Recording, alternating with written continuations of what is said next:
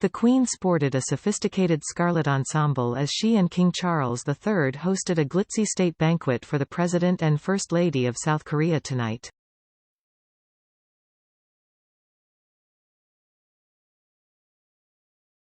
Camilla, 76, paid tribute to her late mother-in-law as she unearthed Queen Elizabeth's magnificent ruby and diamond Burmese tiara for the lavish event at Buckingham Palace in London.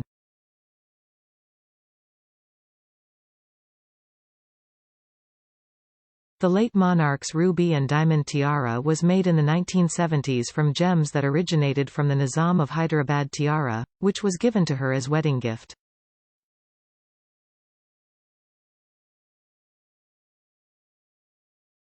It matched Camilla's red velvet evening dress by Fiona Clare, which featured a relaxed silhouette with flowing sleeves and a pleated skirt.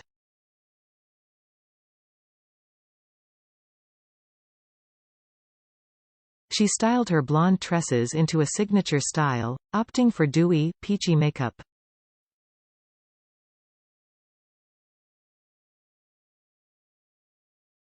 Both she and the Princess of Wales sported stunning jewellery tonight, as Kate, 41, donned the late Queen Mother's eye-catching Strathmore Rose tiara, which hasn't been worn in public for many decades.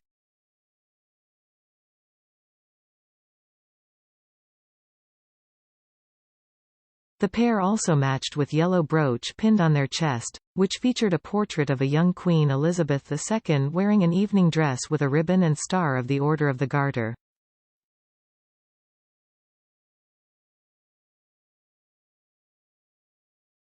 The brooches are a sign that the wearer has been made a part of the royal family order, an honor gifted to female members of the firm by the monarch.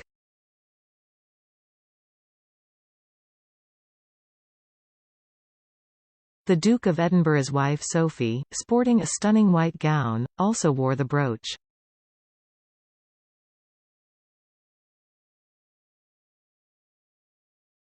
A total of 15 women were granted the honor by the late Queen, which is thought to have been first introduced by George IV in the 1800s, as women in the royal court typically did not have the commemorative medals that men do.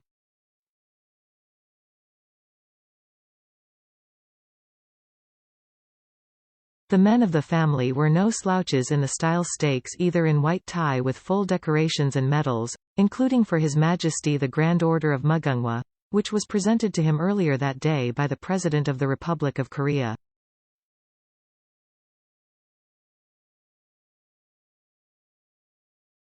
The royals joined together to welcome Yoon Suk-yeol and his wife Kim Ki-hee for the festivities at Buckingham Palace.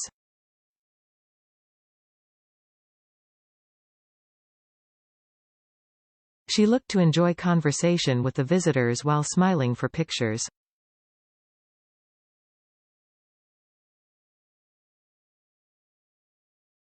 Some 170 guests are expected to gather this evening, customarily a white tie and tiara affair, in the opulent palace ballroom.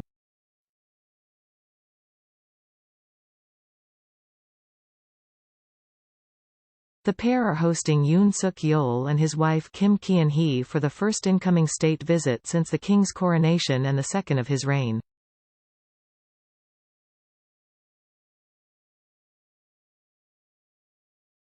Tonight's state banquet in honor of the South Korean state visit saw the palace ballroom transformed with towering red, purple and blue seasonal blooms.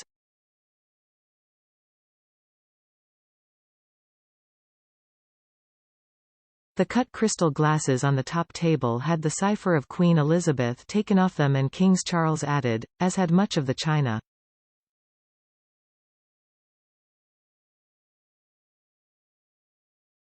The menu included warm tartlet of soft poached egg and spinach puree, breast of Windsor pheasant with croquette of celeriac and calvados sauce, salad, and mango ice cream bomb.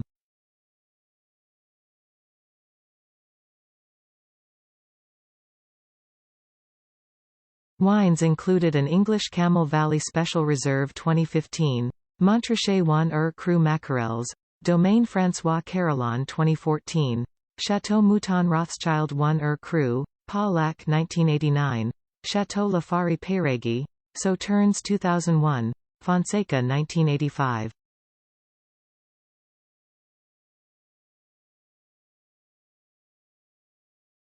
At the start of the banquet, the king gave a speech littered with Korean and references to K-pop culture in front of an audience which included members of the world's biggest girl band.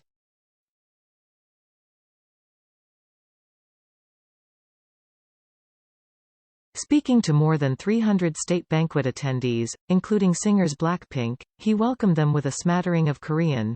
Young Gug Eosan Geos Aul Wan Yonghabnida, welcome to Britain.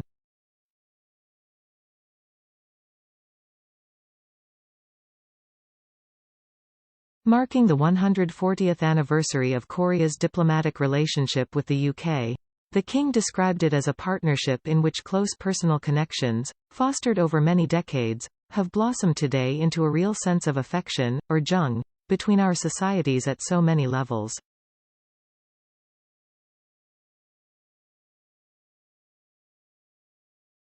And he even joked about his own visit to the country in 1992 with the late Princess Diana, saying, "Sadly, when I was in Seoul all those years ago, I am not sure I developed much of what might be called the Gangnam style."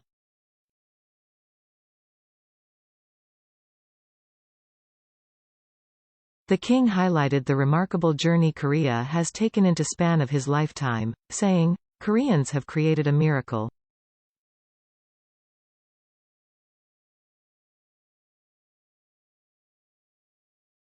Even at the time of my last visit, that journey was clearly just beginning. The Republic of Korea's drive and energy continued apace, and with it, the impact on British lives.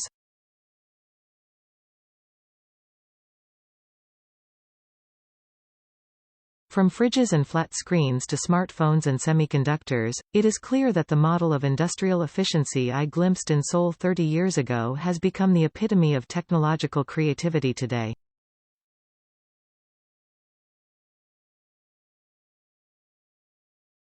Highlighting the artistic creativity of the country, he also praised the explosion of Korean culture.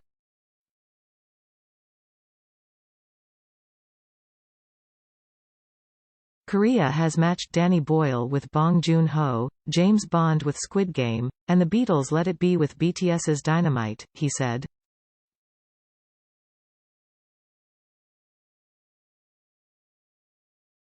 He also praised Korea's commitment to the environment despite the country's great changes.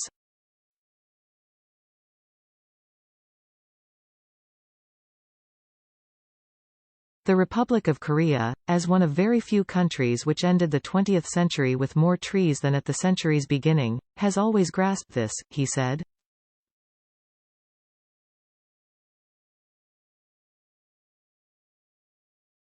It is especially inspiring to see Korea's younger generation embrace the cause. I applaud Jennie, Jisoo, Lisa and Rosé, better known collectively as Blackpink, for their role in bringing the message of environmental sustainability to a global audience as ambassadors for the U.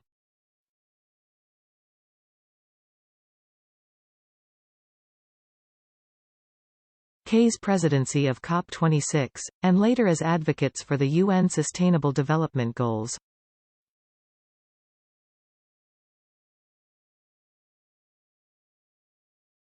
I can only admire how they can prioritize these vital issues, as well as being global superstars.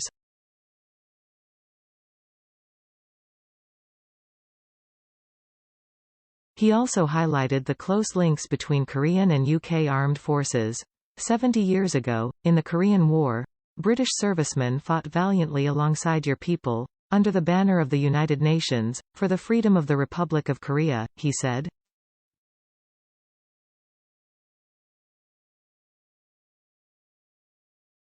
All those who fought for the survival of your fledgling republic are in admiration of what your country has become.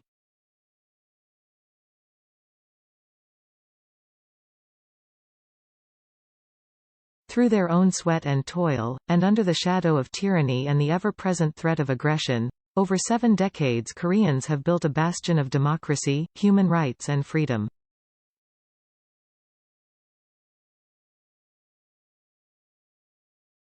In a world where these values are challenged, sadly, as rarely before in our lifetimes, the Republic of Korea and the United Kingdom stand shoulder to shoulder in defense of all that we hold dear.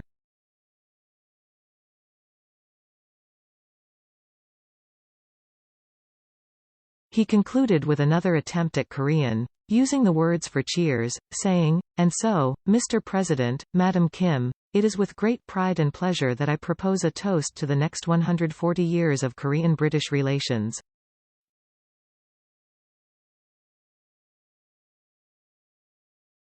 Waiheyo. The king's attempts at Korean clearly delighted the president and earned an unprecedented round of applause.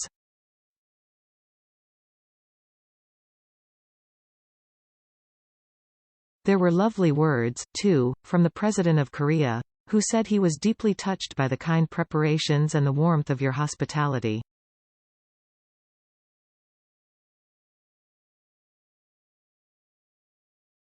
He added, "Under Your Majesty's reign, the UK, with its renewed vigour, is flourishing in great strides.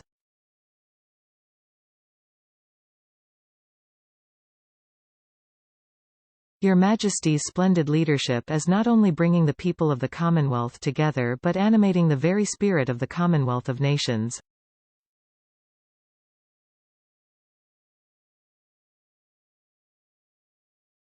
Along with the profound respected dignity that Your Majesty is showing to the people as monarch, both the British people and the people across the globe are appreciative of your down-to-earth character.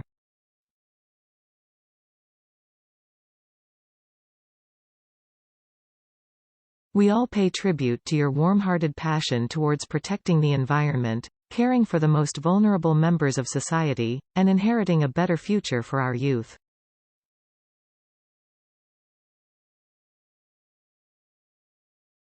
To me, fair friend, the United Kingdom, you can never be old. Charles and Camilla officially welcomed South Korea's president to Britain today.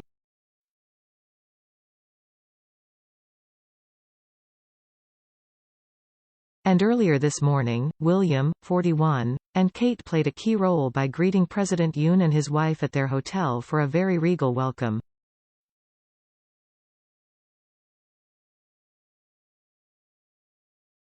The Prince and Princess of Wales, who looked stunning in a red outfit, met the visitors at their London hotel this morning.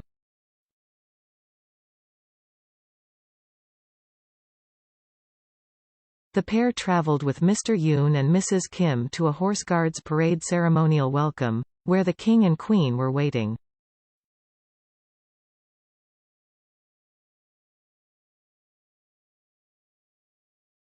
Following the event, they travelled to Buckingham Palace to view a special exhibition of items from the royal collection relating to South Korea in the picture gallery.